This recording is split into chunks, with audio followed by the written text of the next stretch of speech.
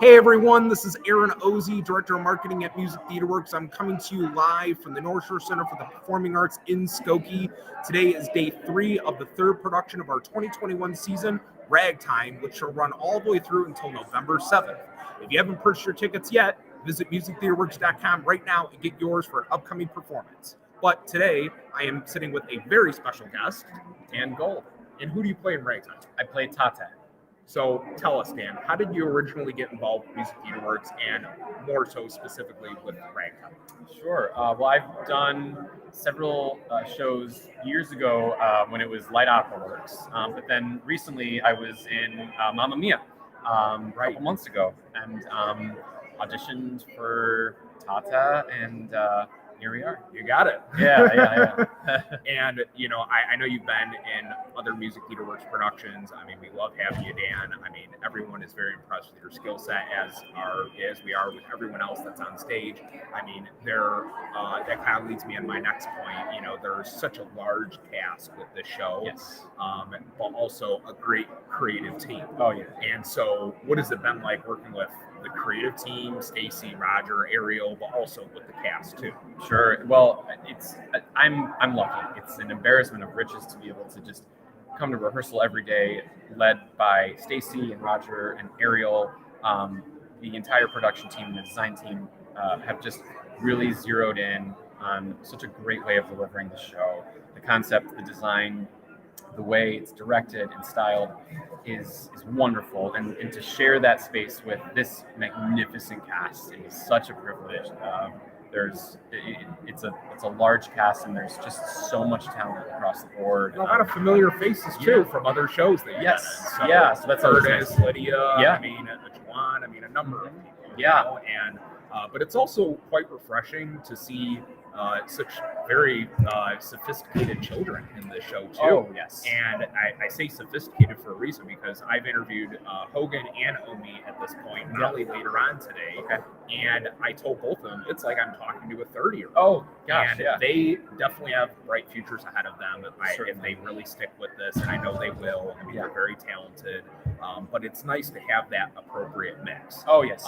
And, you know, especially in the show, there's so many higher level subjects that are being addressed, but it can't be any more relevant than it is today. Of course. And even Ryan Hooley, who I just interviewed, just said, you know, it could have been written yesterday and still be as relevant today as it was back then. Yeah. But it's refreshing because it is a period piece, but we're seeing it now in 2021. We are. You know, so there's that element of it as well. Totally. And so I think there's definitely something for everyone in the show, because there's so many different relatable traits as part of the show. Absolutely.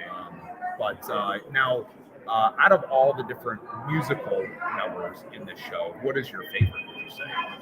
Gosh. Well, I love Wheels of a Dream, like every fan of the show. Sure. But the end of Act 1 is it leaves you speechless. Being on stage every night, and it's powerful and remarkably sad, but it's stirring, and it's empowering and urgent. And there's an immediacy to the message of the song as well as the show, that you were saying it could have been written yesterday. And I think given that fact, there's just been such an approach that this is being delivered in 2021, and we have to expose all of these truths, and we get to really dissect that and just show the underbelly of what people perceive as the American dream. But there is no shying around the difficult content here, and I think that's brave of you know, the concept of the show to just explore it and get people thinking and talking and Right. start conversations. And art is a conversation. It is something that everyone can participate in and join in on. I mean, it doesn't matter what background you have or what perspectives you have. I mean, art is an ever-evolving, ever-changing conversation. Yes. And as we see in this show, it has changed and it's going to continue to change. Yes. And I'm sure 10 years from now, when other theater companies perform the show, it's going to be done differently in Yes. many different ways. And there's going to be small pieces of, modernism inserted here and there. Certainly. And, it's going to make for a great show. Yeah. Now, really just to kind of bring things full circle here, what is one reason that you could share with everyone listening right now at home as to why they should come see the show? Well, I know there's a lot of reasons. Yeah, there's so many reasons.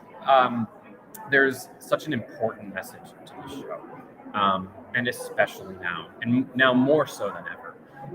But it's surrounded and encompassed by this gorgeous music and this full orchestra and this cast of amazing talent. And I just think people will be moved and inspired. People will think, and that's what art is supposed to do. And it will get people to reflect and have difficult conversations and analyze and watch some difficult things, but also it's just a beautiful show. It's some of the most amazing music. Yeah. And with the full cast and the full orchestra and the scenic design, it's brings it all to life. Yeah, It really sets the mood. It really does. It brings the show together. Yeah. And on that note, everyone will have to go ahead and visit musictheaterworks.com and get your tickets for an upcoming performance. So Yes. until then, guys, bye. Bye.